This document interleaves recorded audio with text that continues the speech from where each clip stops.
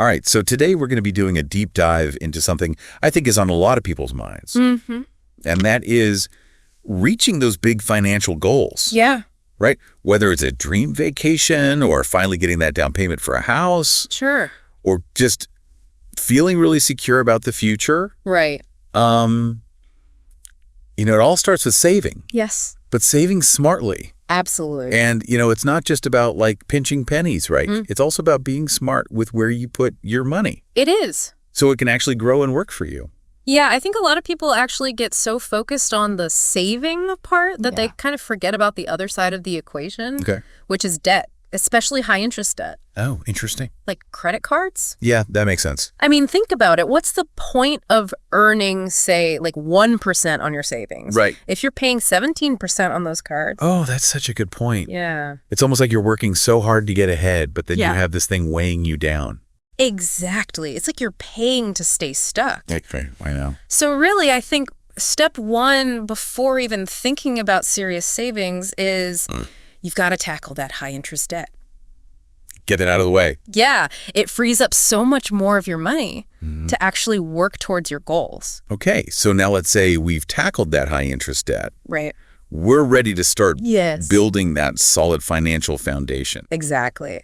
So when I think of like financial security, the first thing that pops into my mind is an emergency fund. Okay. In your experience, do you think most people have a clear understanding of what that means? That's interesting you say that because while I think almost everyone agrees that an emergency fund is important, there's a lot of confusion on like the specifics. Totally. Like how much should you actually have? Right. Where should you keep it? Yeah. And I think that's where it starts to feel really overwhelming. Yeah. So let's break it down. First, like how much should we realistically aim for in our emergency fund? Well, a good rule of thumb is to aim for 3 to 6 months worth of your living expenses. Okay. Now, that might sound like a lot, especially when you're first starting out. Sure. But really think of it as your financial safety net. It's there to cover those unexpected costs, like car repairs or medical bills, or even like a period of unemployment. Exactly. So it's like... It gives you that peace of mind to know that if something happens, you have that cushion. You got it. So, okay, let's say we know how much we're aiming for. Right. Where should we keep this emergency fund? Yeah. Is this like piggy bank territory? Are we talking like regular savings account? What's the... Definitely not the piggy bank. Okay, good. I mean, the key here is liquidity. Okay. You need to be able to access that money quickly and easily when an emergency happens. Makes sense. So think checking accounts, savings accounts, or even money market accounts. Okay, so nothing where it's like, I've got to go through a whole process to access it. Right. Like cash under the mattress. Exactly. And luckily, I mean, nowadays with online banking and debit cards, having it in one of those accounts gives you all the flexibility you need and access. Awesome. So you've got the security and the convenience. Perfect. So we've covered taming that debt and building a really solid emergency fund. Right. What's next? What's next on our list? Well, now that you've got that solid foundation, it's time to start thinking about the long game. Retirement. Retirement. All right. Okay. Before we even get there, I have to ask. Okay. When you talk about retirement, does that make people's eyes glaze over? Yeah. Because even for me, it feels a little bit daunting, I understand. It's like I can't even picture that far in advance. Right. And that's exactly why we need to talk about it. Because the sooner you start, got it. Even if it's just a little bit, the more time you have to let that money grow. And trust me, the power of compound interest over time is truly amazing. Okay, compound interest, I know it's important. Yes. But make it real for me, like... Okay, so imagine this. Yeah. You invest $1,000 today. Okay. With a decent return, let's say 7%. That $1,000 could grow to over $10,000. Wow. In 30 years. That's pretty incredible. Right. So you're essentially earning interest on top of interest. Yes, it's like a snowball effect. I like that visual. Yeah. Okay, so I'm sold. I get why starting early is so important. Yeah. Even if it's not a huge amount right away. Absolutely. So how do we start? Yeah. What are the actual options for putting money away for retirement? Well, One of the most common ways is through employer-sponsored retirement plans, like 401k. Like, is that right? These plans allow you to contribute a portion of your pre-tax income, which can lower your tax bill today. Gotcha. And let those savings grow tax-deferred. Okay, so tax-deferred, does that just mean, like, you're not paying taxes on that until... Exactly. You don't pay taxes on that money until you withdraw it in retirement. Gotcha. And here's the best part. Okay. Many employers offer matching contributions. Oh, nice. To your 401k. Okay. It's basically free money. I like free money. So, for example, your company might match like 50% of your contributions up to a certain percentage of your salary. So it's like getting a bonus for saving for your future. Exactly. Okay, so that's awesome if your company offers a 401k. Right. But what if they don't, or you're self-employed?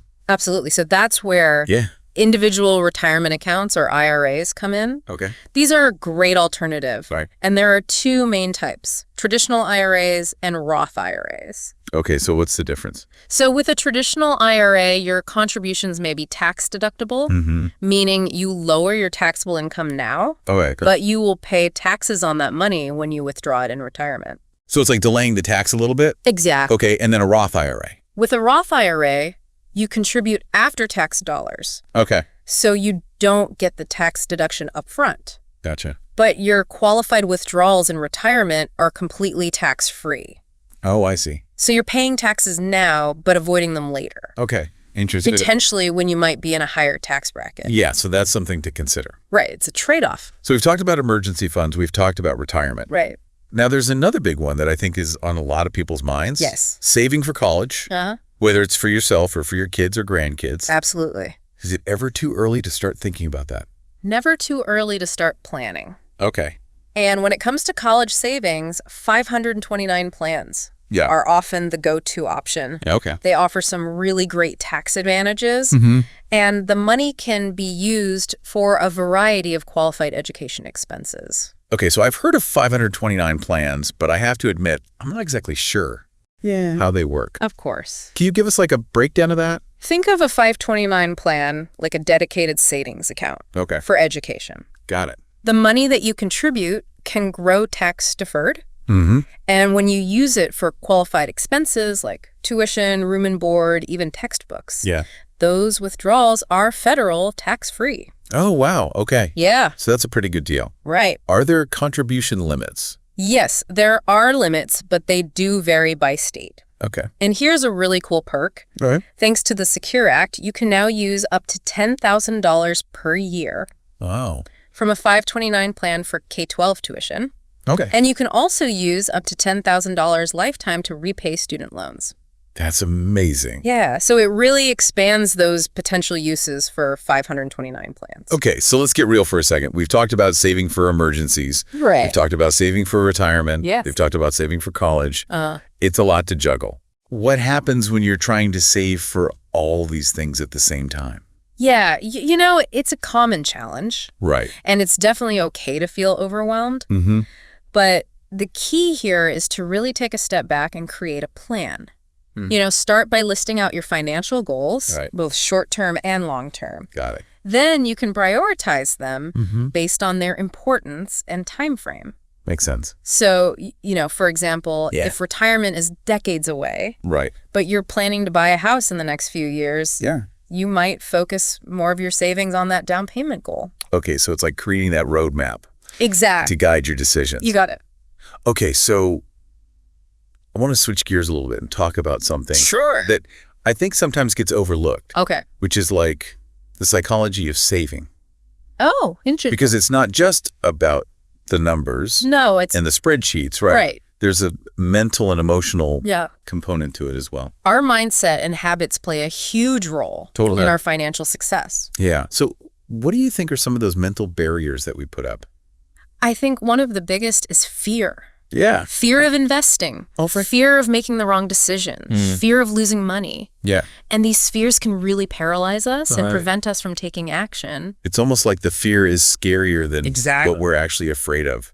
It can be, and it often comes from a lack of knowledge or understanding. Oh, that's a good point. You know, we hear stories about market crashes or investment scams, and it creates anxiety around money. And it's easy to get caught up in those negative headlines. Exactly. And forget that, you know, over the long term, the market has historically trended upwards. Yes. So how can we overcome these fears? Well, knowledge is power. Okay. The more we understand about personal finance and investing, Yeah.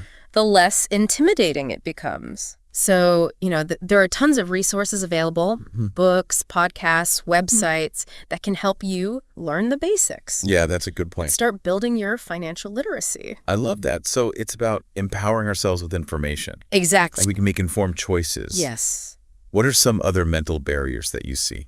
I think another common one is a lack of self-discipline. Okay. We have good intentions to save, but then we get sidetracked by impulse purchases or lifestyle creep or just not tracking our spending effectively. That's so relatable. Yeah. It's so easy to be like, oh, well, it's just $5 or exactly. I deserve this. Right. And then it adds up. And it does. And so that's where developing those healthy financial habits comes in. Okay. It's really about creating systems and strategies that make saving automatic and effortless. Ooh, I like that. So it takes the willpower out of it. Yeah. So what's an example of that? One of the most effective strategies is to automate your savings.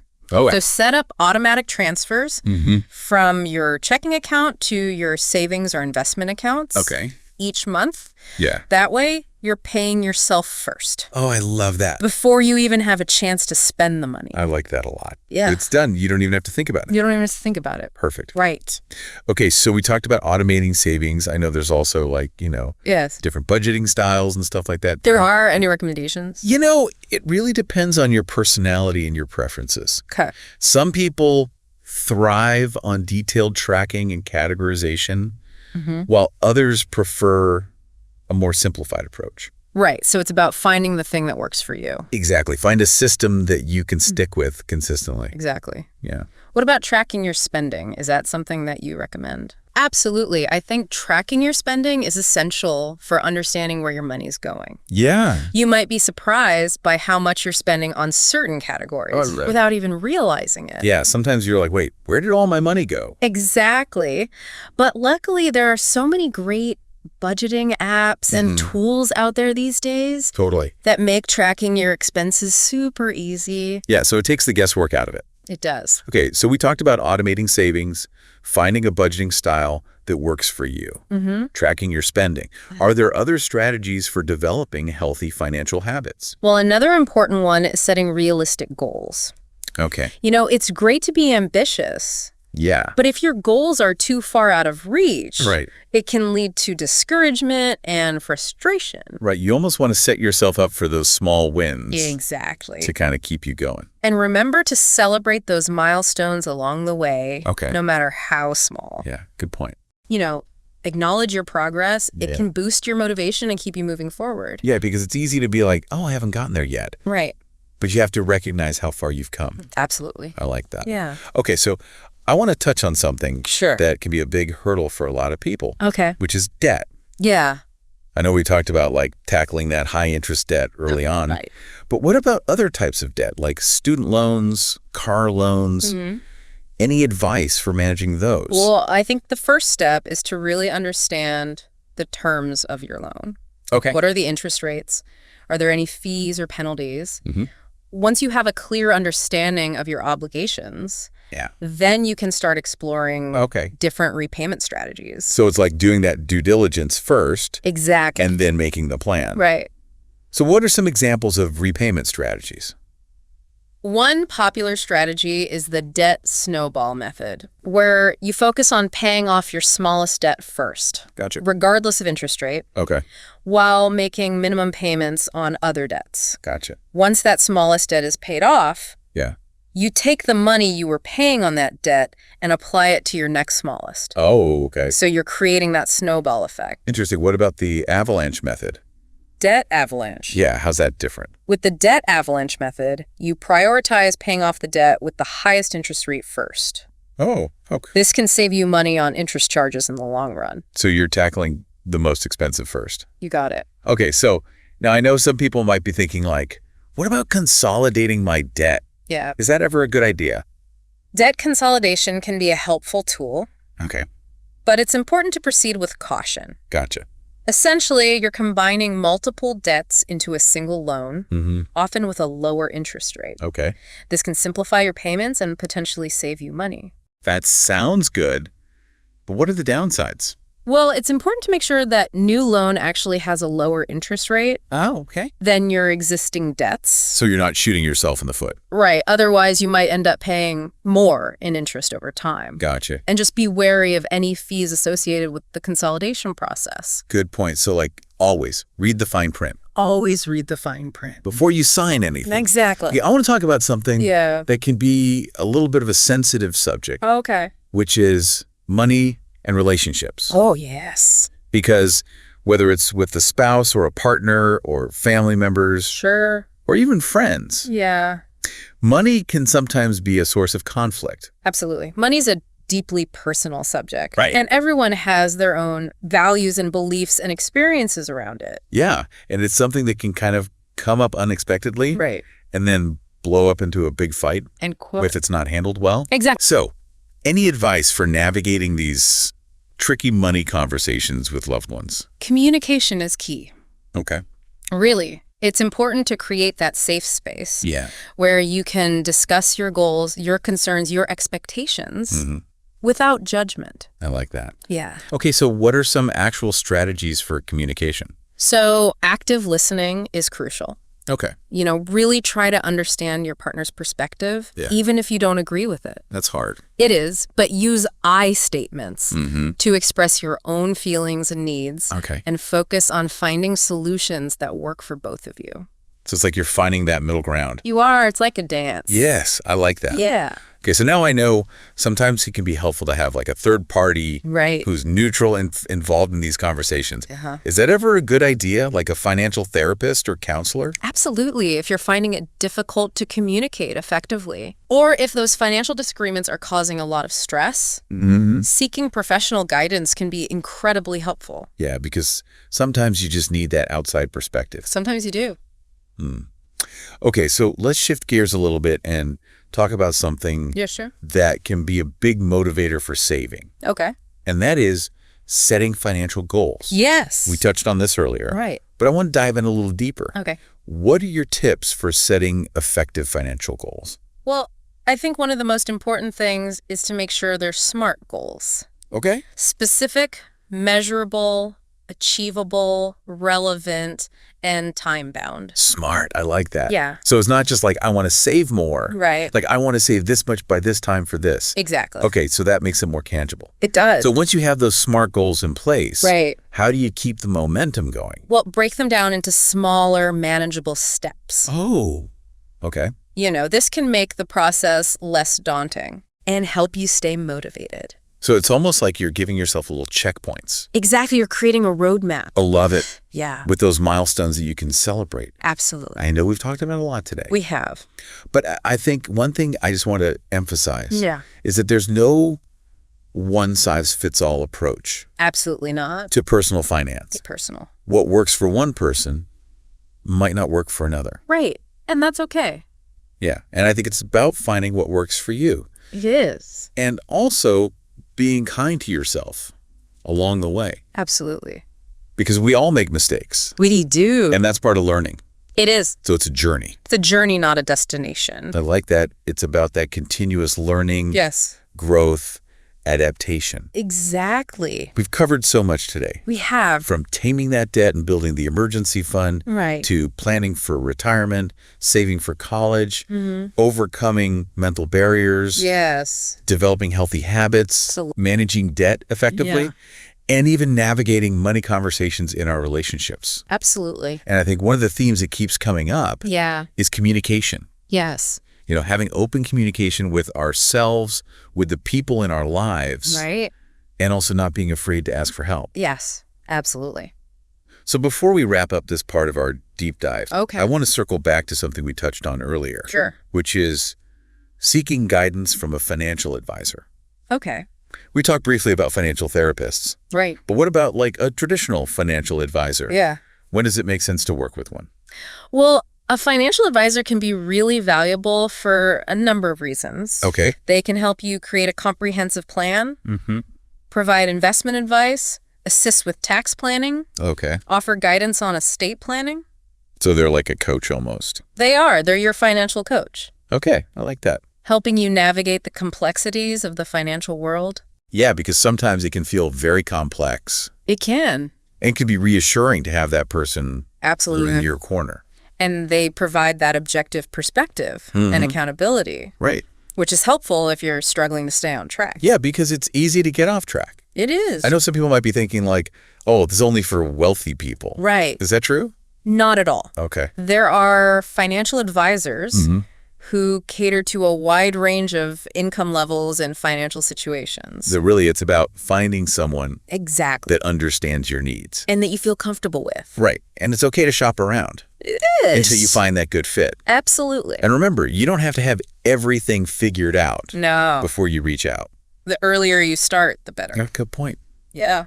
And don't be afraid to ask questions, Absolutely not. because a good advisor is going to want you to understand. They want to educate you. Yeah, exactly. They want you to feel empowered. Perfect. So don't be shy about asking those questions. Okay, so before we wrap up this part of our deep dive, Yeah.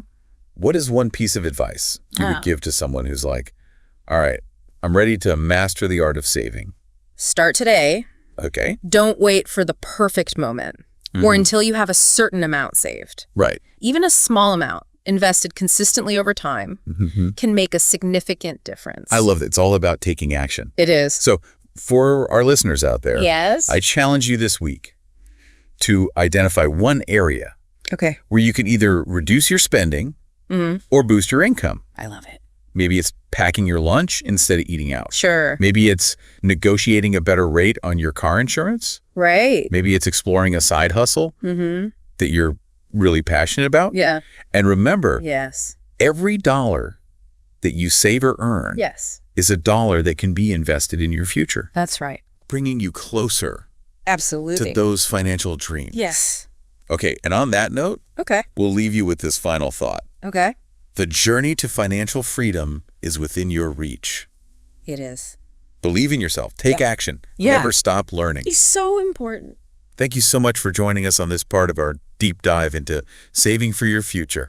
Of course. We'll be back soon with more insights. Great. So stay tuned. Sounds good. All right, so last time we were talking about all kinds of things like, building that solid financial foundation. Yes. And we talked about taming debt, getting that emergency fund in place. Right. And then we kind of started to touch on retirement, Yeah. which I'll be honest, even for me, sometimes I'm like, ooh, that feels far away. I don't know how to think about it. I know. It can be daunting. It can be a little daunting. But like we said, that's exactly why we need to think about it. Right. Because the earlier we start, the better. The better off we'll be. So we were starting to talk about some of the options. Yeah. Like 401ks, IRAs, all that good stuff. Right. So we talked about those employer-sponsored plans, like 401ks, where you're contributing pre-tax. Yeah, and how sometimes you can even get that sweet, sweet employer match. Yes. The free money. The free money, which is always nice. Always a good thing. But I know not everyone has access to a 401k.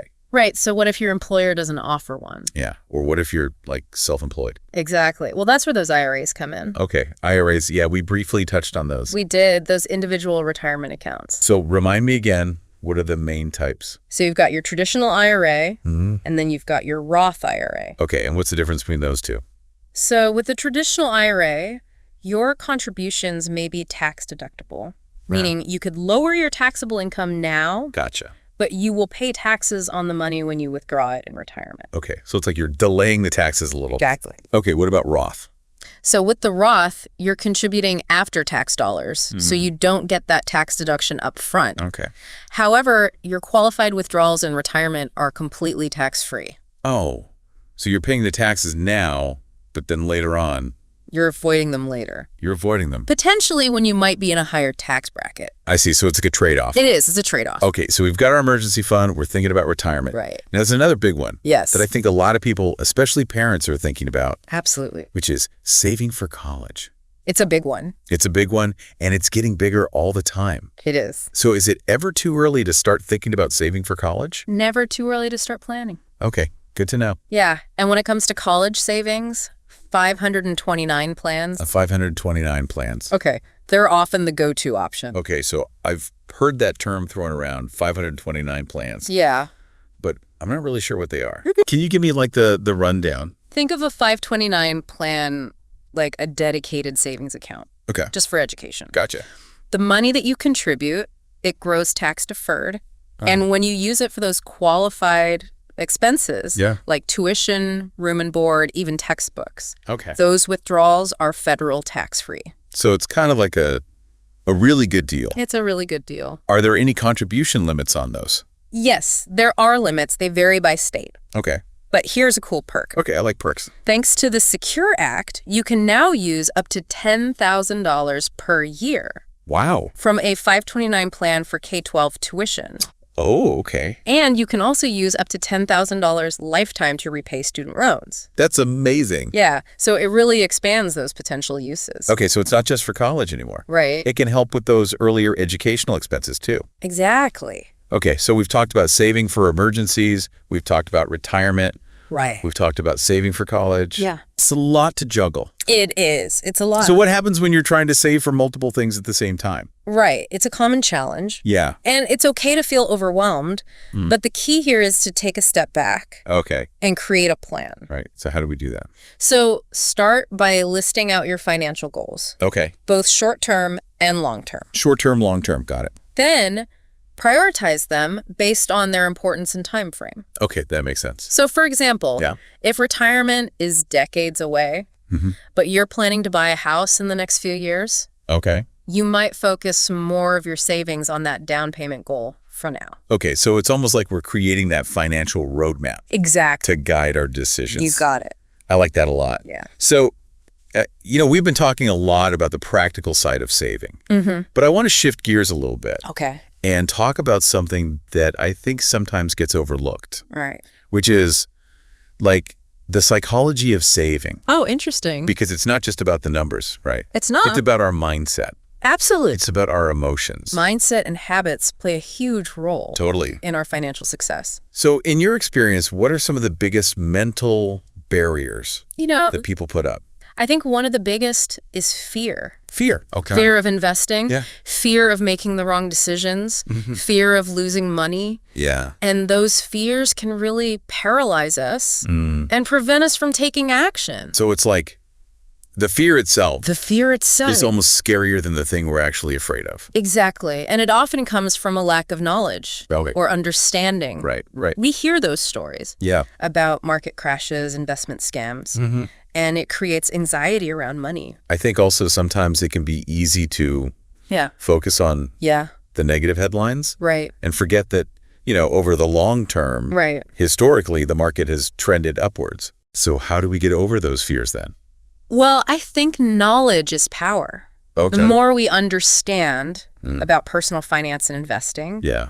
the less intimidating it becomes. Well, sense. So there are tons of resources available, Right. books, podcasts, websites that Yeah. can really help you Yeah. learn the basics and build that financial literacy. Okay. So it's all about educating ourselves. Exactly. Empowering yourself with that information Yes. Love it. so you can make informed choices. Okay. So fear is one of them. Yeah. What are some other mental barriers that you've encountered? I think another common one is lack of self-discipline. Oh, yeah. We might have the best intentions Yeah. to save, but then we get sidetracked. Ooh, those impulse purchases. The impulse purchases, Like, really? lifestyle creep, or just not tracking our spending. Yep. I've been there. Yeah. And so that's where developing those healthy financial habits really comes in. Okay. Yeah. Tell me more about that. Yeah. It's about creating those systems and strategies Okay. that make saving more automatic, I like effortless. Like we don't even have to think about it. Exactly. I like that a lot. Yeah.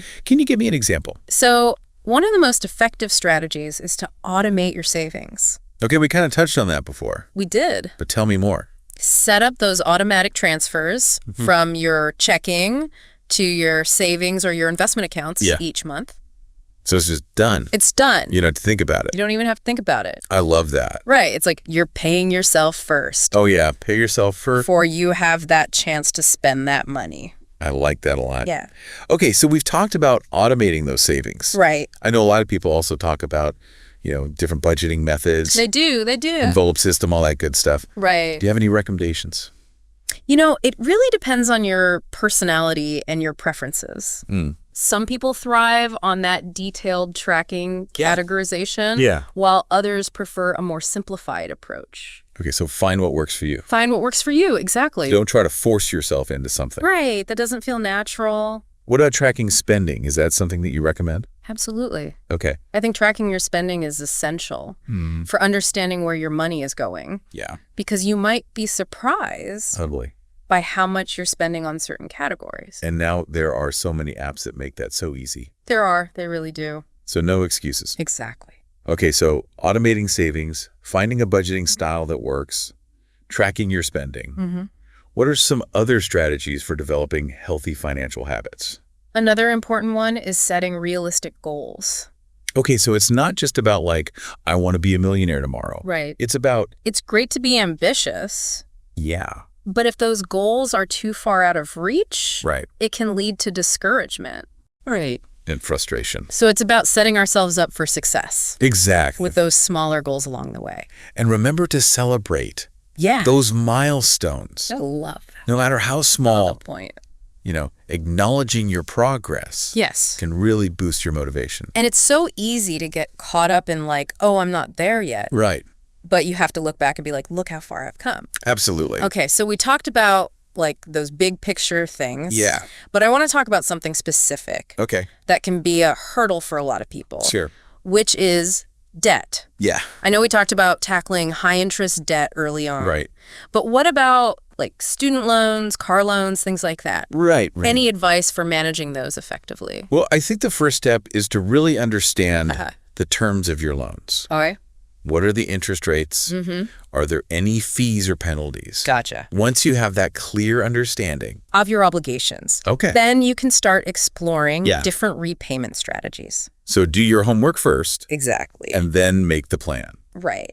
So what are some examples of repayment strategies? Well, one popular one is the debt snowball method. Debt snowball, okay. Where you focus on paying off your smallest debt first. Okay. Regardless of the interest rate. So while you're making those minimum payments on your other debts. Gotcha. Once that smallest debt is paid off, you take the money you were paying on that and apply it to your next smallest. So it's almost like you're building momentum. You are. It's that snowball effect. I like that. Yeah. Now, what about the debt avalanche? So with the debt avalanche method, you prioritize paying off the debt with the highest interest rate first. Okay, so you're kind of going for the biggest... The most expensive. Yeah, the most expensive one first. Right, because this can save you money on interest charges in the long run. Okay, so it's a little bit more strategic. Now, I know some people might be thinking, like, what about consolidating my debt? Yeah, that's a common question. Is that ever a good idea? Debt consolidation can be a helpful tool. Okay. But it's important to proceed with caution. Okay, caution. Got it. Essentially what you're doing is you're combining multiple debts into a single loan. Okay. Often with a lower interest rate.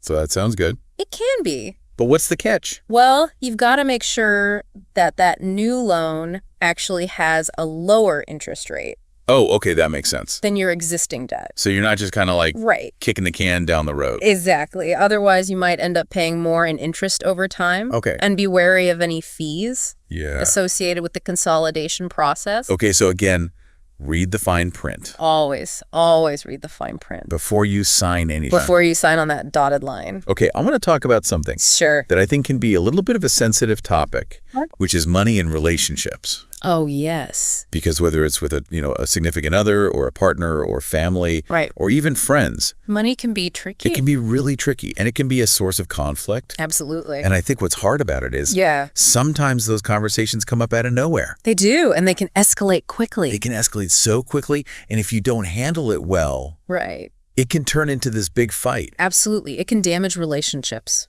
Okay. So any advice for navigating these tricky conversations? Well, I think communication is key. Okay, communication. We love communication. It's so important to create that safe space where you can discuss your financial goals, concerns, expectations. Without judgment. Without judgment. I love that. Yeah. So how do we actually do that? What are some strategies for communication? Active listening is crucial. Active listening. Okay. You know, really trying to understand your partner's perspective. Even if you don't agree. Even if you don't agree. I feel like that's the hardest part. It is. But using I statements to express your own feelings, Yeah. needs, and focus on finding solutions that work for both of you. Okay, so it's like finding that compromise. It is. It's a dance. Oh, I like that. It's a money dance. The money dance. I'm going to use that. Yeah. Now, sometimes it can be helpful to have like a neutral third party involved in these conversations. Yeah. Would you ever recommend like a financial therapist or a counselor? Absolutely, especially if you're finding it hard to communicate effectively. Yeah. Or if those disagreements are causing a lot of stress. Okay. Seeking professional guidance can be incredibly helpful. Okay, so sometimes you need that expert to come in Sometimes you do. and give that outside perspective. Exactly. Okay, so let's shift gears a little bit Okay. and talk about something Sir. that can be a big motivator for saving, All right. which is setting those financial goals. Yes. I know we touched on this earlier, We did. but I want to dive a little bit deeper. Okay. What are your tips for setting really effective financial goals? I think one of the most important things is to make sure they're SMART goals.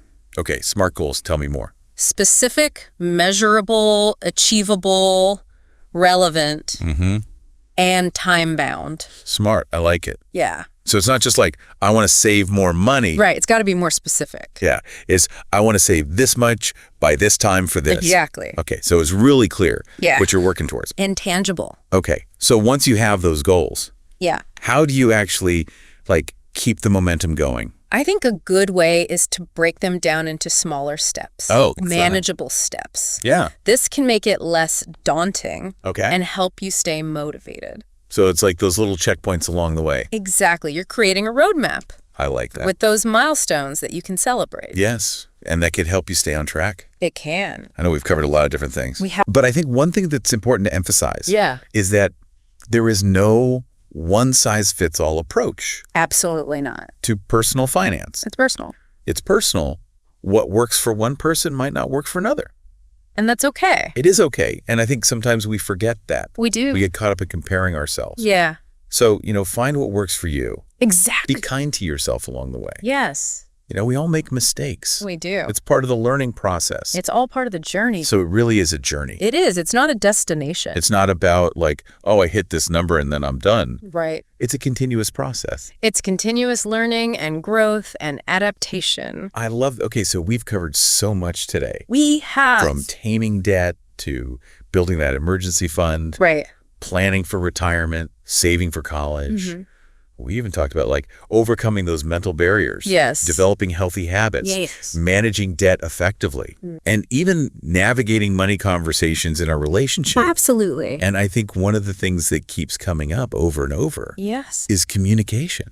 It is. Whether it's with ourselves, with our partners, with our families, Fully and honest. or even with like a financial professional. Absolutely. Because, it's okay to ask for help. It is. It is. And it can be really valuable It's so important. to have that expert guidance. It can be. So before we wrap up this section of our deep dive, Yeah. I want to circle back to something that we mentioned earlier, Okay. which is seeking guidance Okay. from a financial advisor. Yeah. Now, we talked briefly about financial therapists. You did. But what about more like a traditional financial advisor? When Yeah. does it make sense to work with one of those? Well, a financial advisor can be valuable for a number of reasons. Okay. They can help you create that comprehensive financial plan. Yeah. They provide investment advice, help with tax planning, Okay. offer guidance on estate planning. So they're kind of like your financial coach. They are. They're your coach. I like that, walking you through all the things. Yeah, helping you navigate all the complexities. Yeah, because it can feel very complex. It can. It can. And sometimes it's just nice to have that expert. Like it's tort. Yeah. Yeah, and that accountability. Absolutely. They provide that objective perspective. And I think sometimes it's easy to get off track Yeah, it is. if you're trying to do it all on your own. Yeah, and a financial advisor can help with that. Okay, I know some people might be thinking, Absolutely. and I think also a lot of people feel like they need to have it all figured out Right. before they reach out to an advisor. Yeah. Is that true? Not at all. In fact, Make it the nice. earlier you start, the better. Yeah, that makes sense. The more prepared you'll be. And don't be afraid to ask questions. Absolutely. Right. A good advisor will want you to understand. Yeah, they want to educate you. They want you to feel empowered. Okay, so before we wrap up this part of our deep dive, Yeah. what is one piece of advice Oh. that you would give to our listeners who are like ready to master the art of saving? Start today. Start today. Okay. Don't wait for that perfect moment. Yeah. Or until you have a certain amount saved. Right. Don't wait for permission. Exactly. Even a small amount invested consistently over time can make a significant difference. Love it. I love it. Yeah. Okay. So for our listeners out there, Yes. I challenge you this week to identify one area Right. where you can either reduce your spending or boost your income. I love it. Maybe it's packing your lunch instead of eating out. Sure. Maybe it's negotiating a better rate on your car insurance. Right. Or maybe it's exploring that side hustle. A passion project. Yeah, that you're really passionate about. Yeah. And remember, Yeah. every dollar that you save or earn Absolutely. is a dollar that you can invest in your future. It's an investment in yourself. And that brings you one step closer to those financial dreams. One step closer. I love that. All right. So on that note, Okay. we'll leave you with this final thought. All right. The journey to financial freedom is within your reach. It is. Believe in yourself. Take action. Never stop learning. So important. Thank you so much for joining us Yeah. for this part of our deep dive into saving for your future. Of course. We'll be back soon with more. More to come. So stay tuned. So we've covered a ton of ground already in this deep dive into saving, but there's always more to learn, right? When it comes to personal finance, so in your experience, what are some of the biggest misconceptions people have about saving and investing? You know, one of the most common ones I hear is, I need a lot of money to start investing. Yeah. But the truth is, you can actually start investing with a relatively small amount these days. Okay. Thanks to things like fractional shares and low-cost index funds. Right. It's more about consistency and forming that habit early on. Yeah, it's like those little steps Exactly. can really add up over time. That's right. I think also some people get intimidated by the idea of investing. Like they need to be a Wall Street expert. Right, and that's another misconception. This idea that investing is all about picking the hot stocks or timing the market perfectly. Ooh, yeah, trying to time the market, It's rarely a winning strategy, yeah, it's tough. especially for those long-term investors. So instead of trying to time the market, what should we be focusing on? Really focus on creating a diversified portfolio that aligns with your risk tolerance and your long-term goals. So it's like, figuring out Yeah, what your comfort level is. Exactly. And what you're actually working towards. absolutely. And I think that kind of ties into another misconception that I hear sometimes, Yeah. which is that all investments are created equal. Right. And that's not true at all. It's not. It's crucial to understand Yeah. the different types of investments that are available Yeah. and how they fit into your overall financial plan. So it's like a 20-year-old might have a different strategy Very true. than someone who's, nearing retirement. Absolutely. And I think that also kind of goes back to that risk tolerance piece. Yes. Because someone who's younger Yeah. might be okay with a little bit more risk. They've got more time to recover Exactly. if things don't go as planned. And someone who's nearing retirement is probably like, right? Yeah, they're probably looking for something a little more stable, a little more conservative. Yeah. Okay, that makes sense. And don't forget about the emotional side of investing. Oh, the emotions. Oh, yeah. It's easy to get caught up Yeah. in the excitement of a bull market or panic during a downturn. Totally. But it's important to remember, Yeah. investing is a marathon, not a sprint. Long game, long game. Long game. So we've got to have that long-term perspective. Yeah. Stay disciplined. Absolutely. Try not to let those emotions Right. take over. Exactly. Don't let your emotions dictate your decisions. Okay, so we've talked about a lot of really great stuff today. We have. From, the very basics of saving Right. to more complex topics like investing. Absolutely. Before we wrap up this deep dive, Yeah. do you have any final thoughts, any words of encouragement for our listeners? I would say just remember that financial well-being is a journey. Yeah. It's not a destination. Love that. It's about making those conscious choices, developing healthy habits, Yeah. and being patient with yourself along the way. So important. So don't be afraid to seek knowledge, ask for help, and celebrate your progress. I love that. And remember, even those small steps Yes. can lead to really big results over time. They can. All right. Well, thank you so much for joining us today. Of course. It's been a pleasure. It has been such a pleasure having you here, sharing your insights. Thank you for having me. And for our listeners, thank you so much for tuning in Yes, thank you. to this deep dive into saving for your future. Absolutely. We hope you learned some valuable tips and tricks. I hope so. And remember, you've got this. You do. The power to create the financial future you want is in your hands. That's right. So until next time, keep those savings soaring. Keep learning, keep growing.